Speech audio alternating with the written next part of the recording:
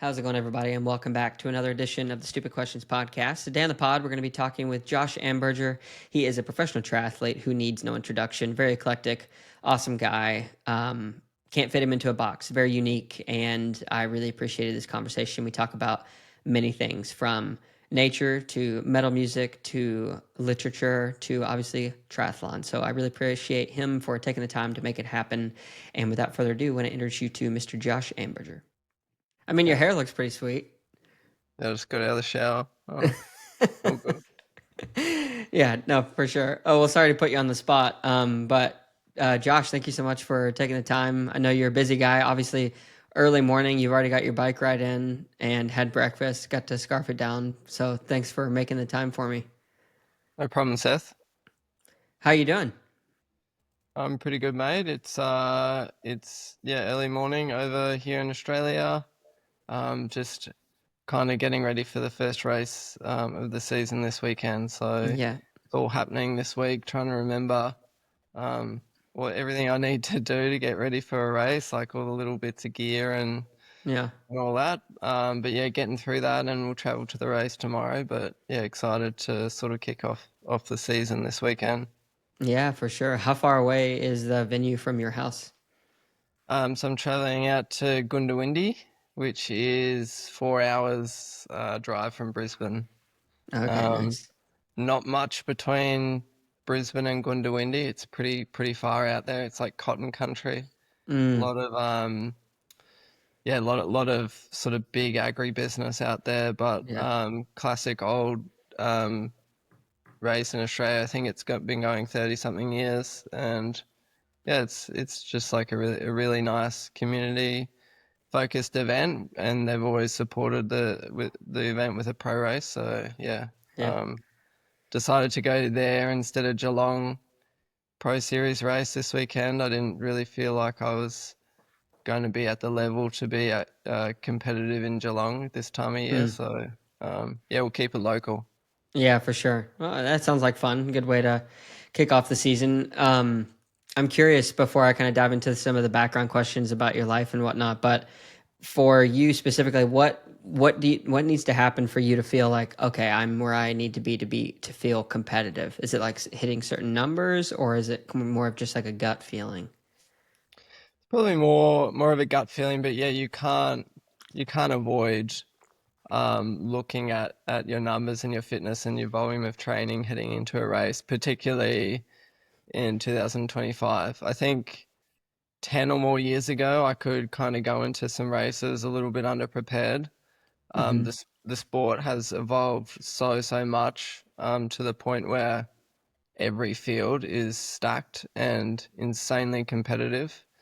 And I guess if we're looking back into the previous decade as a strong swimmer, and for a long time, I was one of the strongest cyclists in the sport, which you would have no idea.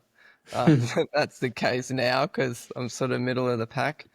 Um, but yeah, I could approach a race with sort of limited fitness, lead the swim, have a gap, still build an advantage on the bike and hold on to the run.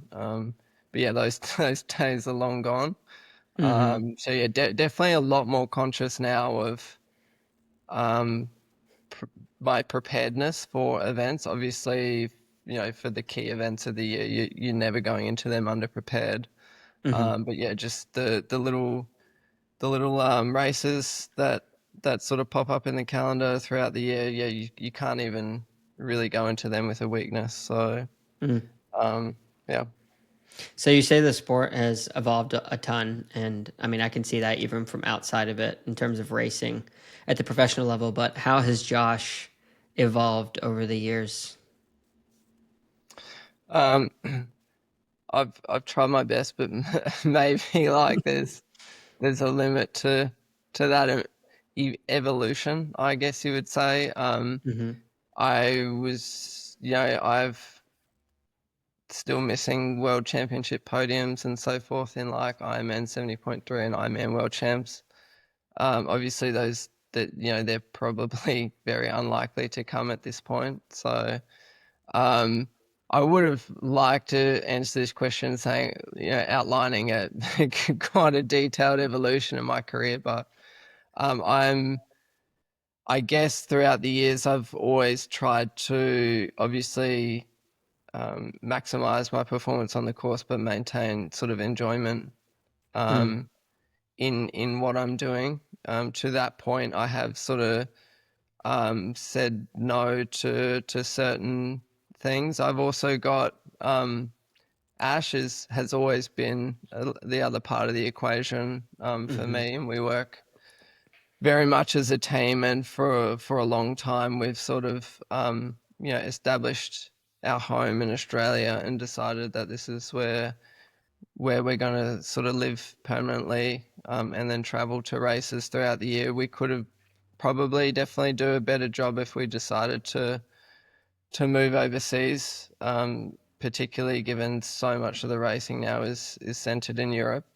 mm, Um, so I mean, yeah, it's I guess a bit of a loaded question from sure. you, Seth, but yeah, obviously this year, my sort of micro evolution for this year is working with a new coach, Jordan Mm, Kirby. He's a bike specific coach. He was a cyclist himself. So Ash started working with Jordan last year just for cycling, and obviously that's really where the sport's going to the next level. mm, So that's kind of what we've identified needs the most work. I mean, running is probably my weakest leg, but um, I'm just getting left further behind on the bike. So mm, um, yeah, it's the first time we've worked with a coach that's not like specific to triathlon.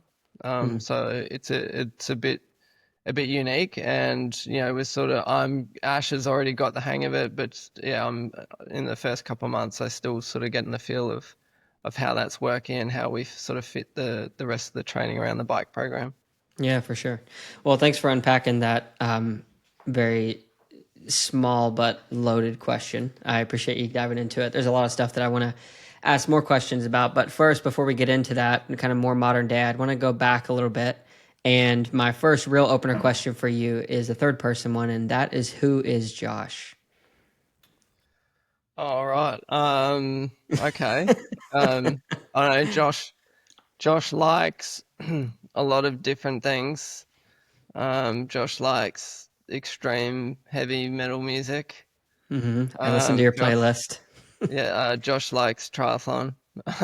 Josh likes fitness and travel, I guess, and nature. Mm, So I guess with my chosen career path, or a career that I more or less fell into, I guess you'd say, being mm, triathlon, I kind of get to experience a lot of that, and yeah, it's I'm just fortunate that I can pursue a career where it's also my passion as well, and I guess to be doing that with Ashley, my wife now. We met in congrats. triathlon, and so yeah, triathlon's a big part of my life, and it's sculpted my life in so many different ways. So yeah, Josh is still a triathlete, but a balanced triathlete, and um, yeah, Yeah. How old are you, if you don't mind me asking? 35. Okay. Yeah, because the evolution that I've got to talk with, I don't know, probably over 100 athletes now, in this sport and a few other sports, and there seems to be that the healthy ones that last a long time, however you want to take that, are the ones who kind of get to the mindset of what you just spoke about a few minutes ago, which was like, you're doing it for a sense of enjoyment rather than just necessarily chasing whatever that pinnacle of the mountaintop is. Have you always adopted that mindset of, well, I want to do this because I enjoy it? Yeah, it's I would say for the most part, yes, but there certainly has been times in my career where I've, particularly when I first started winning races, middle distance races specifically in 2014, I won three 70.3s, podiumed in a lot more. and a couple of like 50 on 50 Olympic distance races at the time. Hmm. And I really, so that was like 2014 was a year where I really experienced like what it's like to build a career and to see um, everything coming in from, uh, prize money, endorsements, just general like fandom of people who enjoyed watching Hmm. what I did. And I was like finished that season super pumped and motivated, but also I just laid the pressure on way too thick for the Mm. next year in 2015. And I think I finished that year with like half the races I wanted to do because I got injured, underperformed, and a lot of that was just because I just put way too much pressure on myself Mm. to repeat performances, to keep improving, keep earning more, keep signing more sponsors, and it just really undid me. And I had to just sort of go back to basics and work out what it was that I really wanted. Mm. And yeah, I sort of steered the ship a little bit and got it back on course for the following year in 2016. But definitely learned a lot in that time about, I guess, like athletic maturity and Mm. um, and yeah, I think I've been pretty true to that for the most part since then. And yeah, I definitely agree with you that if we're talking longevity, balance is super important for athletes to achieve. And, you could look at a lot of pros in the sport now and in past years that potentially have like prematurely shortened their careers or could have had longer careers for one way or another. I also look at quite a lot of amateurs that I know personally that come into the sport and within sort of 12 months, they go from never having done a try to doing their first Ironman to then even the next year going like, oh, Ironman's not enough and wanting to do the ultra stuff. And Hmm. then by this, the end of the second year, they're burnt out and they're out of the sport. And kind of all those lifestyle factors that they really like found and enjoyed and appreciated when they came to triathlon, they're back, they're just kind of just back to they had a great experience, but they're just kind of back to that, um, yeah, I don't know, looking for something else. And I Mm. just feel like if you take your time and really enjoy what you're doing and potentially, I know it's hard for a lot of us as athletes, but like not become over obsessed with things, then Hmm. it's definitely going to work for you in the long run. Yeah, for sure. Yeah, it's interesting the different mindsets that are accompanied with those who enter any endurance sport. Because I remember when I first started getting into triathlons and the marathon running scene, the guy I used to run with a lot, like he started opening up to me. He was about 15 years my senior, and he would start opening up like, oh, he'd gone through this crazy divorce and all this. And then I start hanging out with some other long distance uh, triathletes and started to hear some of their backstory. And somebody died in their family close, and I started to realize like, oh, it's interesting on the amateur side at least. It seems like a lot of these people that go out to do these endurance races are running from something, or they're trying to process through something. And it's interesting. I don't know if that's necessarily the case on the pro side as much because I mean everybody gets into it but from a different path. But some people it's from them being recognized as like, oh, you have a lot of athletic potential, and then they kind of get steered in that direction. But it's different for everyone for sure. Yeah, I think still like even at the pro level, there's a lot of like catharsis in what we're doing. And, if you break it down, you could just look at athletes like Lionel and it's like he needs to put himself through this suffering day in, day out. Hmm. Um, almost like just to keep himself occupied. Yeah. Um, and yeah, you can definitely see sport is a lot of catharsis for athletes like him and myself as well. Um, I've more or less just always been a competitor. I grew up swimming from a really young age in Australia, as we do, and like I was racing in the pool from from age 5 or 6 in, Oh, wow. like regional swimming events. So for me, sports like, and it's just always been an identity. It's not something that Mm, I've found as a coping mechanism in any way, but definitely, there's definitely something to be said for like a really hard workout if you're, it can be a really good release if you're having a mm. crap day or whatever. So Yeah, for sure. So born and raised in Australia? yeah, yeah. How far away is your birthplace home from where you're currently living? Probably about 1 kilometer as the crow Oh, really? flies, even less. Wow. Yeah. Yeah. Um, which is funny. I'm yeah, just really proud. Brisbaneite. Brisbane's a big city. Hmm. We've got over 2 million people here. A lot of people don't know this, but we're hosting the 2032 Olympics. So Well, let's go. definitely a city on the global stage, but it's also amazing for training and Mm, the outdoor life and outdoor culture we have here is like awesome, and yeah, it's what's really kept me in a big city environment, training for professional sport, training for three sports essentially. hmm. So yeah, it's can be very tricky to find somewhere that has the right mix for everything that we need to do as a triathlete. But Hmm. yeah, I feel like yeah, we're pretty close to nailing that here. Yeah. And yeah, that's kind of why I've never moved away from where I live. It's just an awesome area. And Yeah. but in saying that, it is the suburbs. But yeah, it's the training that I really enjoy. Yeah, for sure. Um, Siblings, do you have any? Are you an only child? I've got a sister.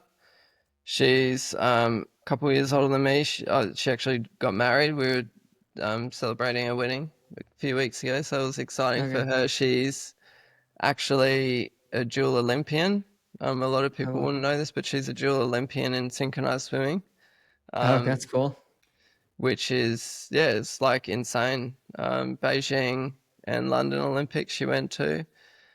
And yeah, she was incredibly good at what she did. It was a sport that never resonated with me in any way. Um, to the to the point where I think some of the only times I watched her do what she was doing was at the Olympic Games and Commonwealth Games. The music, oh mate, I couldn't ever get when I'd find myself at their practice and I just could not stand the music just on repeat as they're doing their routine. I was just like, get me out of here. Yeah, so Um, interesting.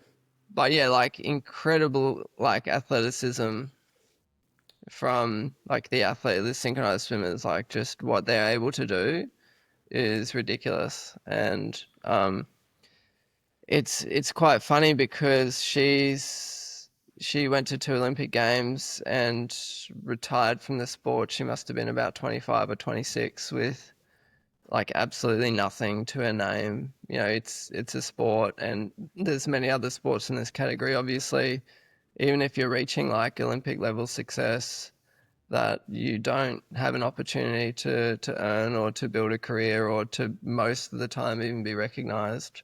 Mm, Um, yeah, so that's like I know really tough for athletes like her to sort of reconcile. all that The time and amount of energy. effort they put in, and it's more or less just like a personal pursuit at the end of the day. Um, we're fortunate that triathlete is not niche. People call triathlon a niche sport, but having been so close to someone who is actually doing a niche sport, I kind of fundamentally disagree with that. Every time we have a big audience in triathlon, athletes have huge fan bases and a lot of opportunity to you know get out a lot from our sport, no Mm, matter what level you're doing it at. So yeah, that's something I really appreciate about triathlon. And now she's actually in the federal police, so she's a bit of a badass and knows how to take the bad guys down. And yeah. yeah, so Take a she's life.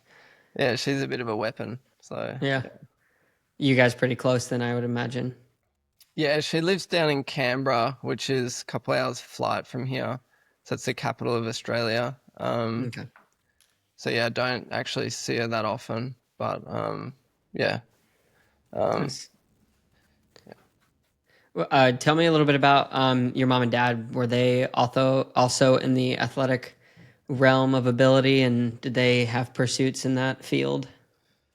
so mum, no, she's like probably the fittest person that has like never ever done anything competitive in her life. Which is quite funny. She runs every day religiously, but Hmm. just like has no competitive drive. I've like even tried to get her on the start line of a park run, which I don't know if you have park runs in No, America, but it's like a free 5K run every Saturday morning throughout. You can find them in like the UK, Australia, New Zealand. They're that's cool. super popular. But yeah, people walk these 5Ks. Can't even get it to show up to a park run. But yeah, that's mum. Dad, on Yeah. the other hand, he was a very competitive marathon runner in the 70s and 80s. He was serving in the army for New Zealand. Both my parents are actually Kiwis, Yeah. Okay. but I was born in Australia.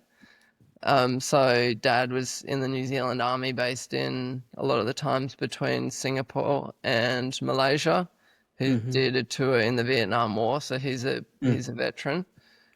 But yeah, he was running marathons in the really early days of sort of like, you know, competitive marathons. And yeah, he was actually a wicked runner for his time. He got down to 2:26 marathon in Wow. Singapore. With So no gels or anything, probably. yeah, yeah, exactly. Like, they hardly even had shoes back in those days, like actual good shoes. So, Yeah. yeah, he was a bit of a badass runner. But his body's totally broken now. Like, he Mm. had a lot of parachuting accidents and stuff like that, and Jeez. so yeah, yeah. I guess I'd definitely say I scrub up some athletic talent from my parents, probably particularly my dad's side. Um, but yeah, the rest of my abilities sort of been developed over a 30-year period where I'm Yeah. in my very formative years swimming 10 sessions a week and transitioning into triathlon sort of age 14, 15, and yeah, Mm. going from there. Yeah. You said you fell into the sport. Like, what does that look like? I guess I didn't necessarily fall into the sport. I'd say I fell into like a career in the sport.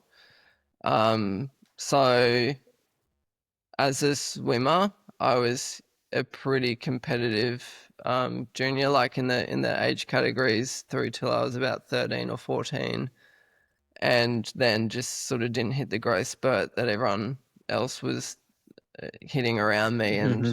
all of Been a there. sudden like was kind of irrelevant within a very short space of time. So I kind of got burnt out from swimming, and my coach at the time, JR or John Rogers, like he's pretty popular in the tri circles at the moment. People come from all over the world to train with him in Noosa Aquatic Centre. So yeah, JR was coaching me at the time. This is, early 2000s, and he was a avid triathlete at the time. He actually even gave me he kind of like pushed me into triathlon, saying like there's this whole other thing that I reckon you could be good at. And so I started doing triathlons because my swim coach told me to, ironically. But yeah, he was definitely attached to the sport, and I've still even got signed posters from Dave Scott that he gave me, Oh, wow. signed to JR from one of them was Lake Biwa Ironman Japan, I think 1999. Wow. So yeah, some like cool old memorability there. But yeah, I guess I I immediately was like attracted to the variety of triathlon coming from swimming. Obviously, like it's not a dull sport, but there's just so much repetition Mm. involved that all of a sudden when I found myself cycling and running on a daily basis, like it was like I was just in heaven. The variety in that, and the different places that both those additional sports could take me, and things I could see and do, and yeah, like venues for events and everything. It just totally brought me in to triathlon. So I was hooked pretty early, and I guess I started racing junior elite, sort of like draft legal stuff from when I was 15, 16, and made the junior elite team for 3 world championships, and just kind of kept going. And that's how I guess I fell into a career in triathlon, was just by taking things to the next level every year. Mm. So you mentioned a little bit ago that it's triathlon has been a very distinct and large piece of your identity for many years now, and obviously you're continuing to compete and wanting to get the best out of yourself. Do you feel like when it's time for you to move on from this sport that it's going to be pretty difficult in terms of how your identity has been placed in this sport? I think so. I think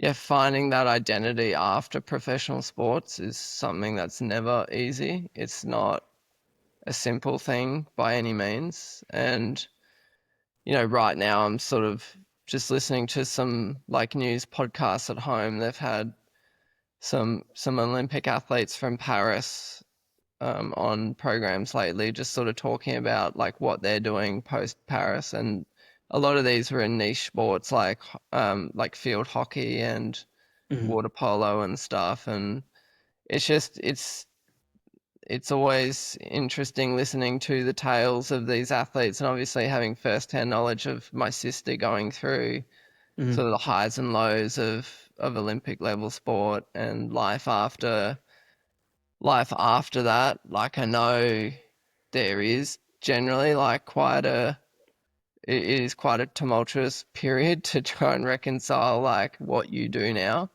given that, for me, in my case, I've already put 20 years of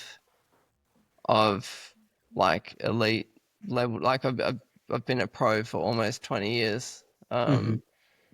So yeah, I kind of know what's coming when I move on from sport, but at the same time, I feel every year I just try and check back in, and um, I have goals of what I want to do before I finish the sport, and I don't want to leave those unchecked. And I think I can, without having a solid plan or without revealing that plan in detail of what's coming next, as long as I know I've achieved everything that I set out to and kind of leave sort of nothing unturned. It's like I mentioned before, I've always strived to be, a world champion or be on the podium in a world championships, but I might not achieve that, but I've given it a red hot crack. Yeah, I'd say so. And still, it's still going to try and pursue that. Um, as long as I know that I've given it everything, then like, how else could I best set myself up for the next stage of life, other than just being content with what I've done. So it's Hmm. definitely what I'm aiming for. In sort of like, I definitely say the last phase of my career. Yeah. Would you consider yourself a creative person? I would, um, to the point where I know I'm more creative than like others. I'm definitely not like a creative. But I Sure. do have a creative side that I like to express when I'm not tired and grumpy all the time. So like, a lot of people might know me or have heard of me from race reports and like bits of creative writing that I've done, Hmm. which I really enjoy.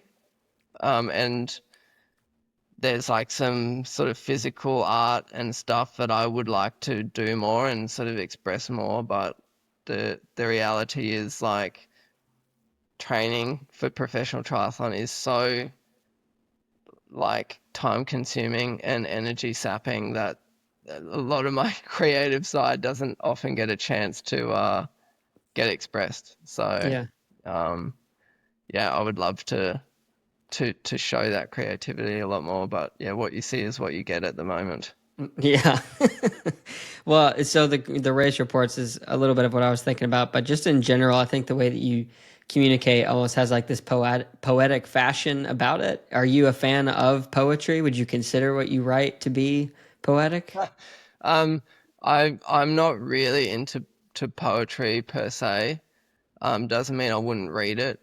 But definitely at the moment, really into a particular style of literature. Um, that kind of comes across in some of what I'm doing, and I guess you could say it's a lot of like it's like a very Australian style of getting things across. Quite often I'm like swearing a lot, which I don't know. No one really ever tells me not to do it, so I just keep doing it. Um, No backlash yet, I guess. yeah, which is nice. Sorry if that offends you, but yeah, definitely like I'm very interested in literature at the moment and a lot of certain things. Like I studied history and political science in university, so it was like a ton of reading. And recently I've been getting a lot into like um, I couldn't say a lot into fantasy. Basically, like I've obsessed over Tolkien and all the works of Tolkien recently. So Lord of the Rings, Mm. that sort of stuff. And I've there's a Australian author Malcolm Knox who I've just keep reading his books back to back to back to because his style is so fascinating and so interesting to me. So um, yeah, I forget what the original question is. I've kind of gone off on a tangent, but No, I think yeah, it's good. I asked you if you're creative. definitely I read a lot. Um, even I get a I'm probably one of the only people left in the world who still gets a physical newspaper delivered to the front Oh, door wow. every day. So even just like reading the news, reading opinions, just generally like understanding stuff. I guess I have yeah, like a wide scope of interests outside triathlon. And Mm. reading is I guess just a vehicle for that. Yeah. So when you read and you're consuming these different things, whether it's fantasy or history or what have you, what are the types of things that usually stick with you that you carry throughout your day or that stick with you even like days or weeks later in how you process or approach life? Probably like the emotional um attachment you start to get to or emotional empathy you start to get with like certain characters in what you're reading. Hmm. So I'm reading a book at the moment called The Life, and it's by I mentioned his name before by Malcolm Knox, and it's a fascinating book. It's like a first person book about the very first ever World Surfing League champion, who was an Oh, wow. Australian. And his name's Michael Peterson or MP. And in the book, he's been appropriated to like a different name, Dennis Keith. But just this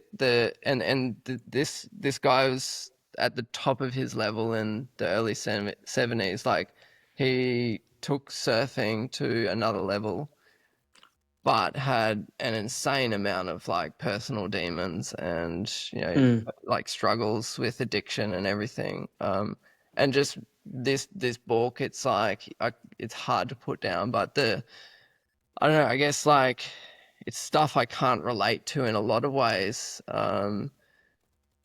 But it's just fascinating to like read and understand the processes and feel the empathy you feel for a character like this, knowing that even if it was based on a real person or not. And it's the same with authors like Tolkien, Mm. like the character development. And if you read a lot of the earlier works pre Lord of the Rings, tales like I don't know if you're aware of any of Yeah. these works, but the I Children of grew up around Hurin, them. one of Okay. the sort of the biggest tales sort of on the side of the Lord of the Rings.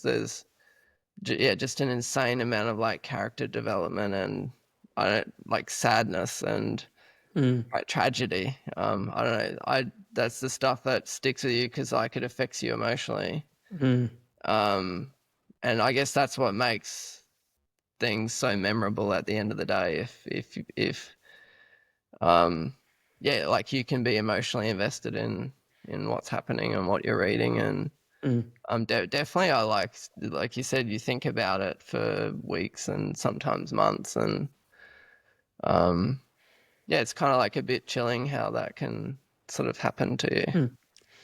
No, that stuff matters. The reason I asked that is just I was curious what kind of things do you like investing your emotions into, and that makes sense. And it's also interesting the way you described that because it made me almost come up with this idea or theory. It's like, so I'm assuming you have a best friend, obviously, if no one else, Ashley or Ash, but whenever we get to know someone, it's usually kind of a couple things that end up binding us to that person, a hard time that we've gone through, or just them sharing with something that they've gone through for whatever reason, because that allows us to kind of dig into those deeper emotions, I guess, around empathy and whatnot. But I feel like the best authors are those like Tolkien or others who are able to essentially ask the characters by way of other people asking them the questions in the book, like asking them the questions that draw out that very human side of the personality that we can like grab onto. Because I don't know, we just all really like stories, I guess, at the end of the day. But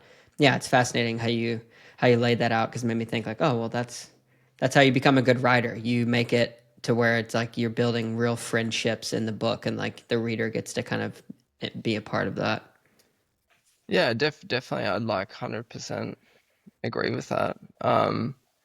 I feel like a lot of um, what I find valuable and really interesting about like extreme metal genres like black metal and death metal and doom metal is also kind of like the same thing. It's a lot of the times like illustrating um, like deep levels of like suffering of the human condition. It sounds like a bit like I don't know, a bit weird and that, but like metal is a very emotional Hmm. genre of music.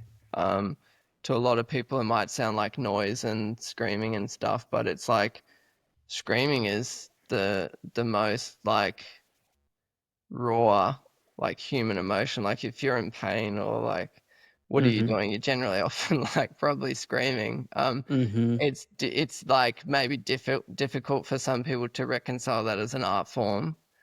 Um, but for me, I get like a lot of um, positivity, funnily enough, um, at the same time as like not negativity. Generally, for me, metal is, or it's always positive, it's always uplifting. Yes, I do listen to it if I'm like pissed off or sad or whatever, but generally, it's like bringing me to a place of like a better emotional state. Um, it's very difficult to sort of um, illustrate, but um, it kind of touches on the same emotional empathy stuff we were talking about with literature as well. So Yeah, yeah, yeah. I can. I've got a really big record collection just behind me over there. That's like Oh, sick. my little yeah. Ash tolerates my music very Yeah, well. I was gonna ask, does she like the same type of music that you like? She likes certain artists and certain sounds and certain deliveries. Um, Hmm. but yeah, generally I know what I can and can't play around her. There's definitely stuff that I can't play around her if Yeah, I want to keep her on side. So yeah. yeah. That's interesting. Well, with metal, so I don't listen to a lot of metal. My dad was a musician, played drums, and a few other things that he tinkered around with growing up. So I was exposed to all kinds of different types of music, from the old like Genesis and Asia and that kind of stuff, and then all the way to like Linkin Park was a little bit in between, and then like you can go all the way to I don't know what Dream Theater or what some of the other artists that you probably listen to. They're a little bit more extreme, but what, like you say that you feel the empathy through that music and it brings you to like a positive place. Do you feel, because when I listen to like some of the heavier metal stuff, I feel like this tension that's drawn, and then whenever the artist, specifically the singer, kind of comes off of it and then will actually sing like a melody line or something like that, like it kind of dissolves that, and then they build it up again and go back and forth? Or are you kind of like at the top end where you're like, oh, I just like the screaming the whole time? No, like definitely not. Like I know exactly what you're talking about. Like clean and harsh vocal interplay can be like insanely compelling and interesting, Mm-hmm. and exciting. I kind of I like a lot of stuff. I also like music with a lot of clean vocals too. Um, but yeah, I don't know. Like a lot of people say to me, um, how do you know what they're singing about? How can you understand that?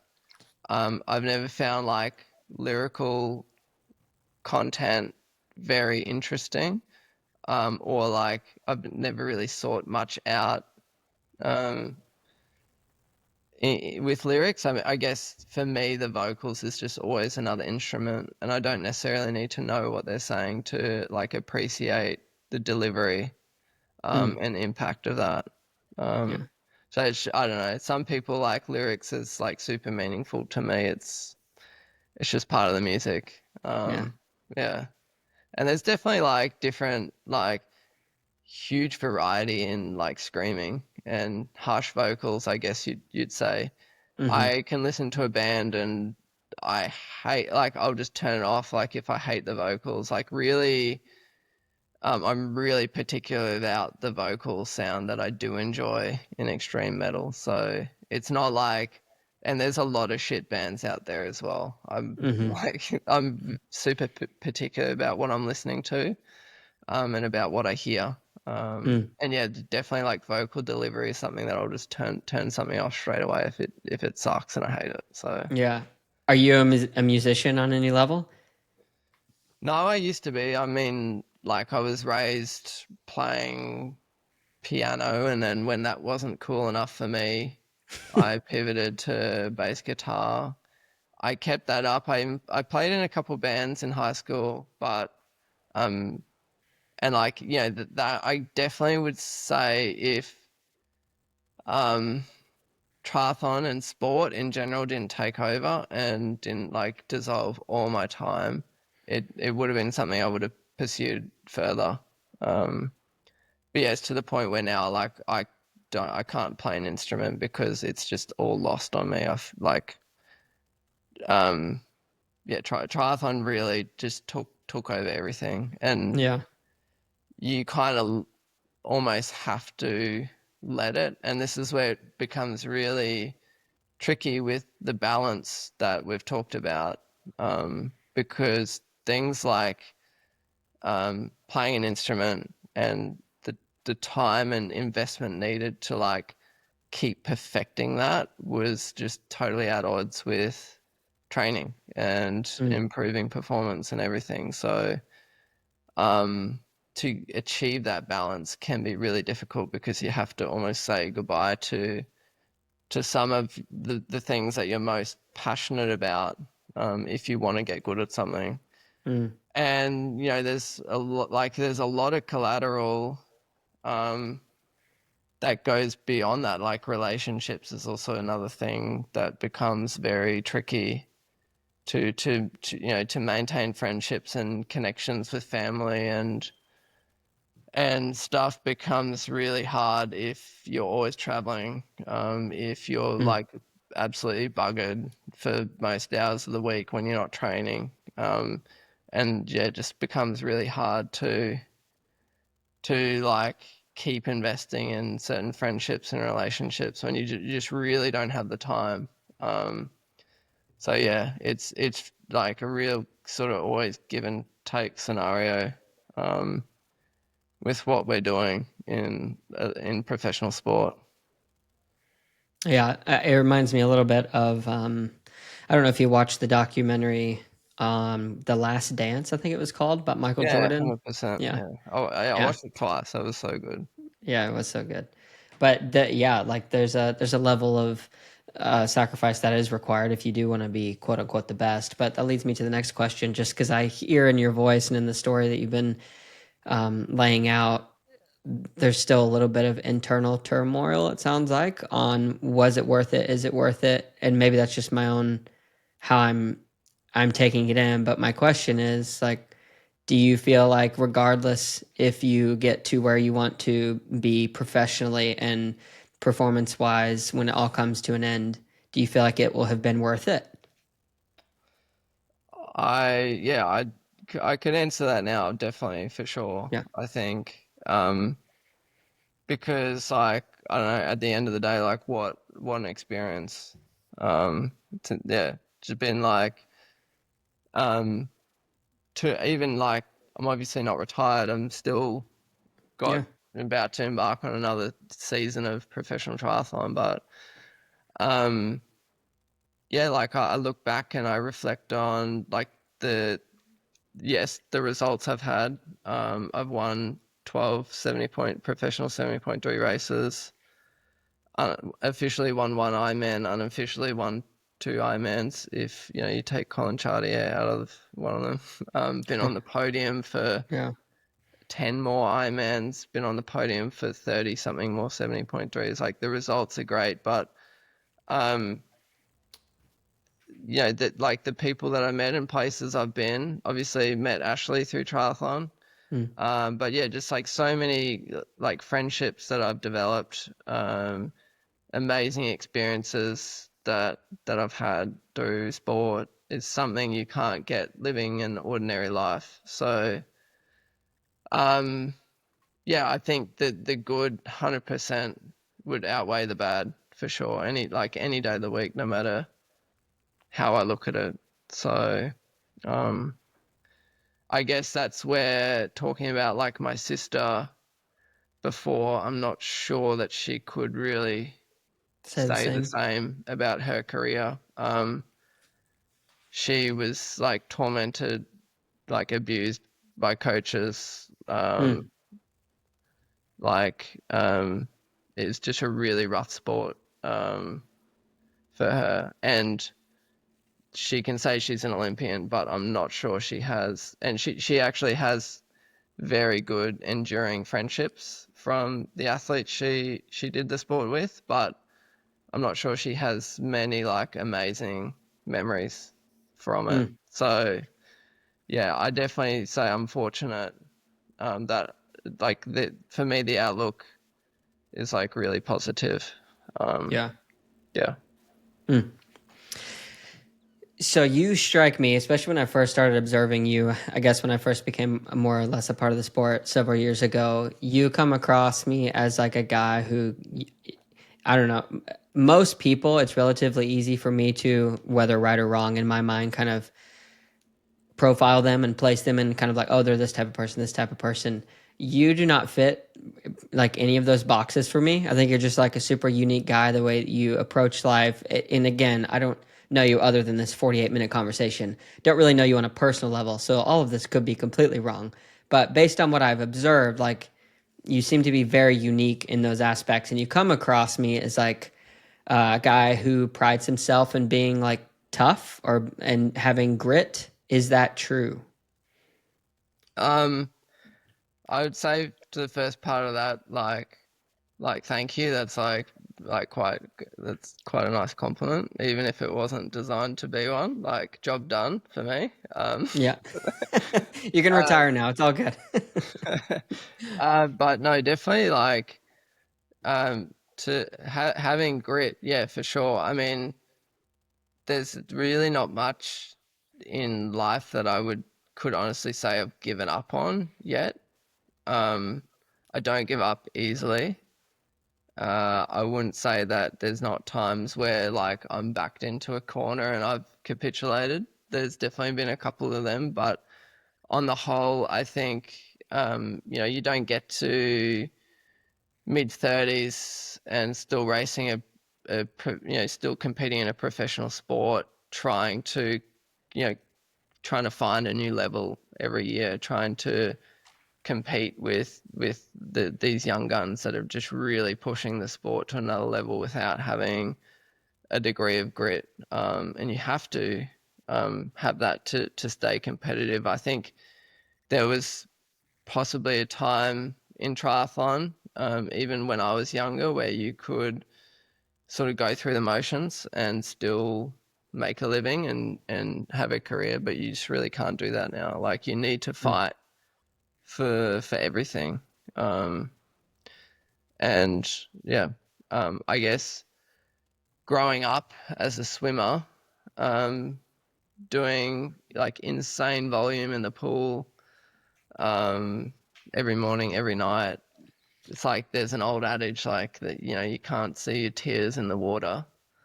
Um, and I mean, it's true. Like, sometimes Yeah. you're just a kid and you're suffering and you don't know why. It's just you're suffering, and it's like, um, but then you finish the workout and I don't know, everything's cool.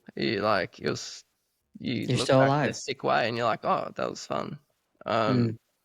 and I don't know, that's the thing about people who thrive in endurance sports. It's like, it's hard to like understand it, let alone explain it. But um, yeah, it's like, that's for me, that like toughness and everything was sort of just like bedded into me. And generally it's always followed closely by, enjoyment and fulfillment and like pleasure, oddly enough. Yeah. So Yeah. yeah. I think it's an element of creation. It's like almost like when you do write something and you spend the time, or you make a maybe it's physical art or music, or go out and run an Ironman and you have that one medal. It's like it's more than the medal. It's more than the painting. It's a remembrance of like all of the time and effort you put into that. And really, it's like creation. It's like you've created something. It's there to stay. Nothing can make a lie about it. Like it's 100% there. At least that's kind of the way I look at it. Yeah, that's quite an interesting way to. I've never really looked at it that way, but definitely I wouldn't disagree with you. It's like the internet. The internet's forever now, so like this conversation's eternal. Eternal until somebody a few until a few key C cables are cut, or a few placed atom bombs are placed, and then our entire existence. That's something that kind of blows my mind here in the modern era. It's like, why do I work? Well, I go to work to get really someone to do a transfer in a bank, but it's really I'm working for some pixels on a screen. And as long as those numbers have so many numbers and some commas and doesn't get down to zero, then like I'm okay. But I'm like working for these pixels. Everything that I do is like online. And if that was to cease to exist tomorrow, our world would be so messed up. Like we would have to go back to, well, I guess I'm gonna go plant some seeds in the backyard and figure out how to grow some food, and what else am I gonna do? Like we've gotten so out of touch. This is kind of a tangent. We've gotten so out of touch with like what is life actually. Yeah, yeah, I wouldn't disagree with you. I mean, like, I remember being a young kid, um, before like Y2K, and Mm, I was like super like concerned about it because it was all I bloody heard on the yeah, news. the And computers are like gonna New shut Year's down. was like always such an exciting time with fireworks and family and parties and stuff. But we were like, oh my God, the world's gonna end. Isn't that Um, crazy? I mean, it didn't obviously, but like Yeah, it was like the thought was there, like, shit, what's next? Um, yeah. I mean, I guess the same, recently with COVID when Mm, everything just kind of shuts down. And for me, I actually found that like I could take a deep breath and I wasn't worried about what was next. I was kind of like, God, I can actually relax. mm, And I didn't really give anything, I wasn't stressed or like concerned. Like, obviously didn't want to get sick, didn't want to get anyone else sick. But for me, like the first like lockdowns and stuff was I could, yeah, just like relax and just chill out and yeah, not really worry about anything. So I mm, definitely feel like it's as a professional athlete, we're always told, and um Ashley's exposed to this a lot, like with say T100. Um they're going to have to be hitting certain post quotas on social media before and after every race. It's like Mm, super tough criteria for them this year. As I guess a freelance athlete, I don't have any commitments like that, but like we're always told we need to be optimizing everything more. We need to be building our audience. We need to build our followers. Like, comment, subscribe, sort of shit. It's mm-hmm. obviously an essential, and I kind of lament sport in a way that this is what it's become. You don't have to be a professional athlete. So to be a professional athlete now, you also need to be a professional at all these other things, and there's all Yeah. these other requirements, and we're just always told we need to optimize more, we need to engage more, we need to do more of everything, and at some point it's like, that's when you lose sight of what you're doing. And to be honest, like a lot of the time, I just think I couldn't give a shit, you know. Mm, Um, but it's hard. I do really enjoy doing creative stuff and engaging with fans. mm-hmm. But yeah, like I don't know, you whole sentiment about losing track and losing sight. Um, I definitely think that is permeating more and more into everything that we're doing. Mm. Particularly in like the social media space. So it's like definitely we talked about balance a lot, but it's definitely like a balance That needed has to be. for like a lot of things these days. Yeah, it's interesting. There's this more broader popular conversation going on right now with some of the podcasts that I listen to, which are some of the bigger ones. Um, Joe Rogan, Modern Wisdom, a few others, but it's just this idea of like most people are living for Instagram now. And it's like really difficult because, like, when you're a professional athlete, I feel like it is required to the next nth degree because a lot of your ability to attract sponsorship is like, oh well, there's this number and there's the amount of eyeballs I can get you, and then you can what your 1% conversion rate is, like that's how many sales we can get you, and it gets drilled down to the numbers. But my question to you is like, do you think that there will ever be a correction in that, and there will be less value placed upon the amount of eyeballs and more on the athlete being who they are rather than just the, I don't know, ingenuine constant posts? Oh, I broke this, but here, get my collagen supplement, or Yeah, I'm it's kind of really making fun of Matt interesting. there. Like definitely, um, I'm not sure if like correction, like I would like there to be a correction for it to kind of just go back to being like what it was 10 years ago. Hmm. That would You be the sound you sound old, Josh. What's happening? um, but I am old in the sport now, if you hadn't noticed. But definitely like, I mean, platforms have like come and gone a lot over the years. Instagram seems to be like really enduring. Um, and for everything that we get like pissed off about it, it just seems to still be there and still be relevant. Um, that being said, like Ashley and I are like not joining any other platforms. Like with YouTube is like would be fun, but it's a lot of work, and we're not really Mm-hmm. willing to invest that the time in that space. Mm-hmm. And we don't personally use it ourselves, so it's just not really interesting. Like TikTok's another thing, like it's exploded, but I think in our or my age bracket, like people are just like, nah, can't be bothered, don't want to invest in this other platform. And I don't know, it's definitely like, so yeah, we're kind of like just locked into Ashley and me, we're like locked into Instagram. That seems to be where like a lot of the dialogue still is.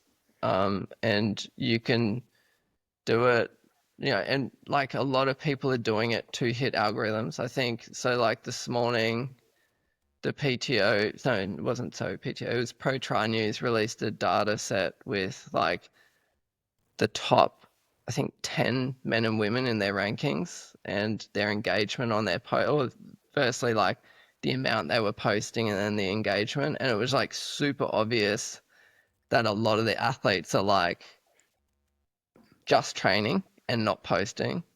Mm. And then the pros that have a media team behind them are probably not Sam Long, because Sam Long just is like hyper bandwidth, just loves pumping shit out every day, just thought bubble after thought bubble. Mm-hmm. But everyone else, you can tell they've contracted a media team to do stuff for them, because there's just no way that any athlete other than Sam Long can like authentically put that amount of content out there. Mm. And for me, that's like Ashley and I, we've always had control of our own accounts. Like there's not a question where we would ever like have a media team to do like posts that aren't what we want to say and what we want to do. And I guess just to backtrack, it's really nice to see like a bunch of those athletes that are the best athletes in the world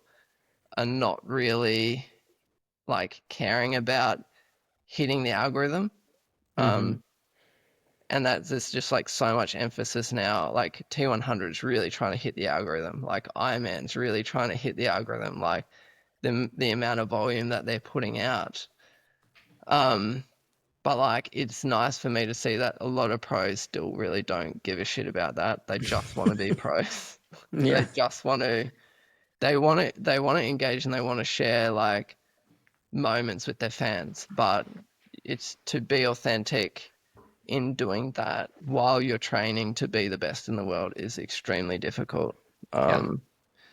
And yeah, like it is, I mean, the amount of like traffic we get, Ash and I get every week for like just shitty collab requests with like nothing brands and stuff that's not even sponsorship. Like professional sports always been geared around sponsorship, like aligning yourself with brands on like, a semi-permanent to indefinite basis has been really important for athletes for stability, and brands for obviously like long-term marketability. And now just what is most frustrating for us to see is this shift to really like like just like nothing, like one-off stuff. Um, Mm-hmm.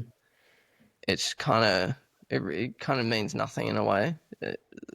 Um, I'm not like I have done sort of one-off collabs with certain brands, and there's actually one in the pipeline, but that's kind of just to keep the lights on, really. Yeah.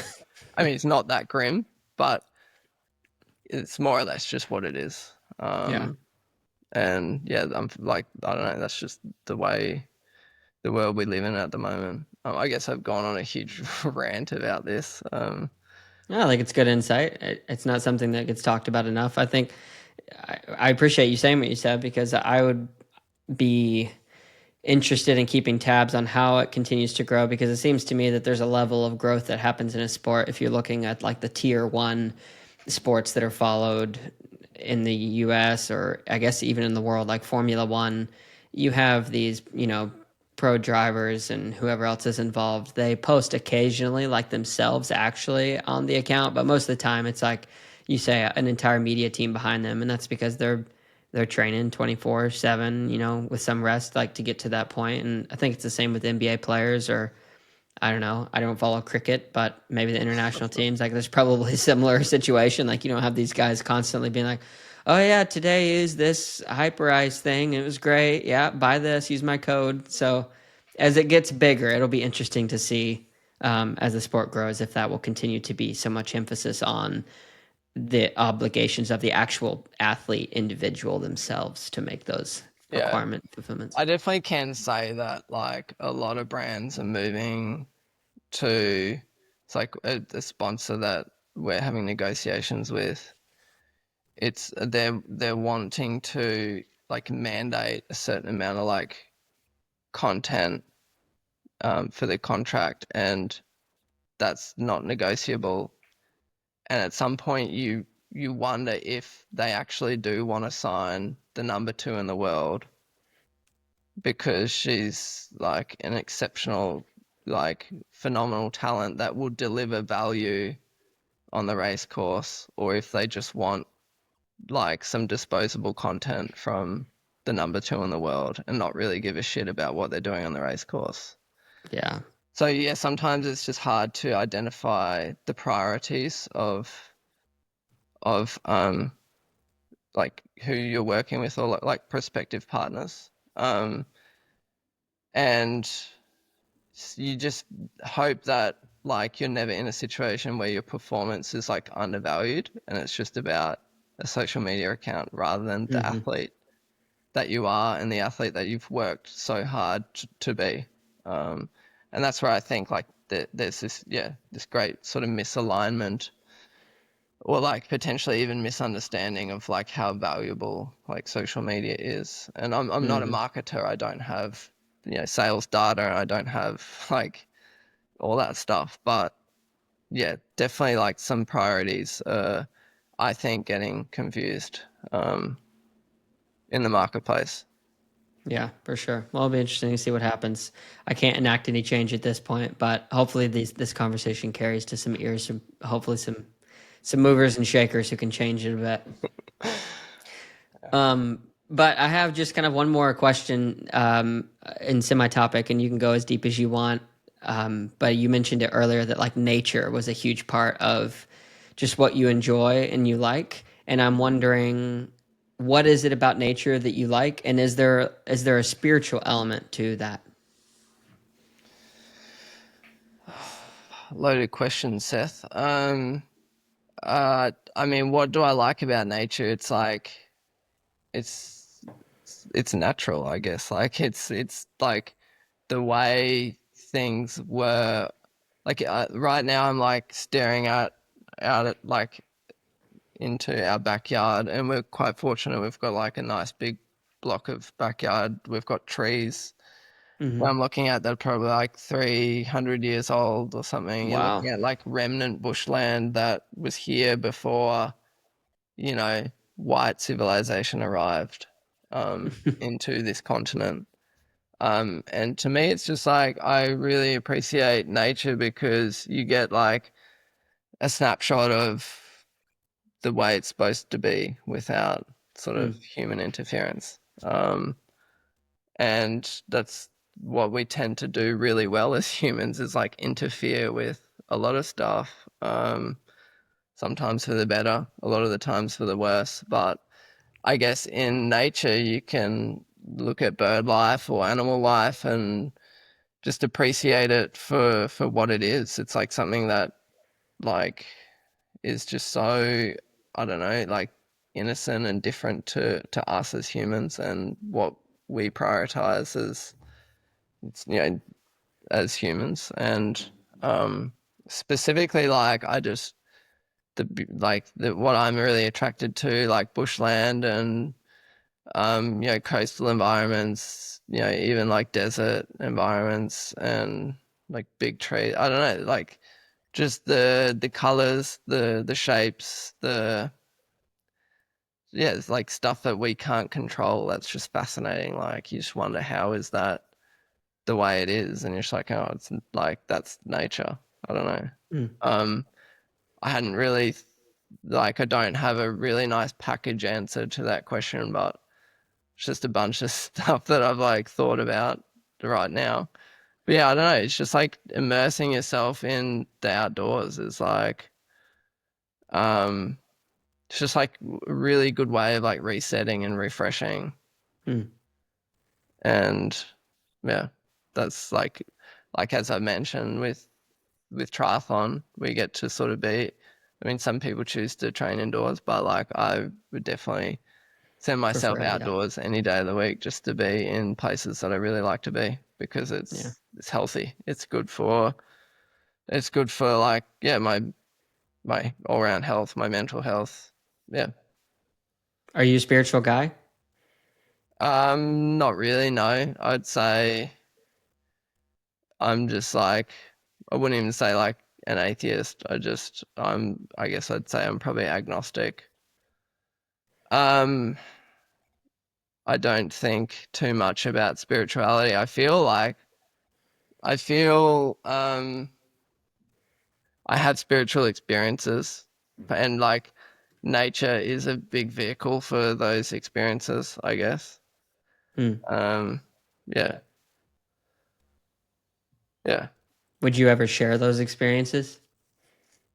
Uh, I wouldn't know where to start, to be honest. It's not like I'm like munching on mushrooms, like walking around the woods. I wasn't looking for the ayahuasca experience per se, but I don't know. It's just like imagine like I love going like bike packing and stuff, and I love doing Mhm. like a 10-hour day on my bike, like just riding through the woods by myself. Yeah. I don't know. That's like you can't really explain what is happening during that time, but it's just a feeling of like feeling like, free and unencumbered. And you can Hmm. kind of just, you really enjoy riding your bike and you really enjoy nature. And it's just like this collision of like enjoyment. I don't Yeah. know. It's like, it's hard to really like extrapolate the spiritual stuff, but that is like, it's just a feeling of like just feeling good, you know? Yeah. No, I get it. Yeah, there's a feeling I think that anyone, regardless of their religion or spirituality or whatever their experiential bent it might be, but if you stand at the base of any majestic mountain or at the base of any redwood forest, you feel the inferiority of yourself in comparison. Just the age of a 300 to 500-year-old tree, like it makes you feel a certain way. Um, Yeah. yeah. And also like the quietness of those sort of Hmm. environments is like pretty humbling.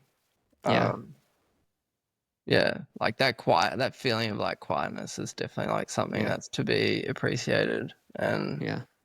pursued, I think. 100%. Well, I won't take any more of your time, man, but I just want to say thank you so much for taking the time out of your busy morning and sitting down with me and exploring a lot of different topics. I would love to have you again on in the future just to dive deeper into some of these things. But yeah, really appreciate you making this happen for me. Thanks, Seth. That was cool. Cheers, mate. Thank you so much to Josh for taking the time to come on the pod. Really appreciate it. He's a deep thinker and a methodical guy. So thank you so much, Josh, for taking that time and for just putting words to your thoughts. It'd be really cool to see how he does this year and continues to impact the sport in a positive way.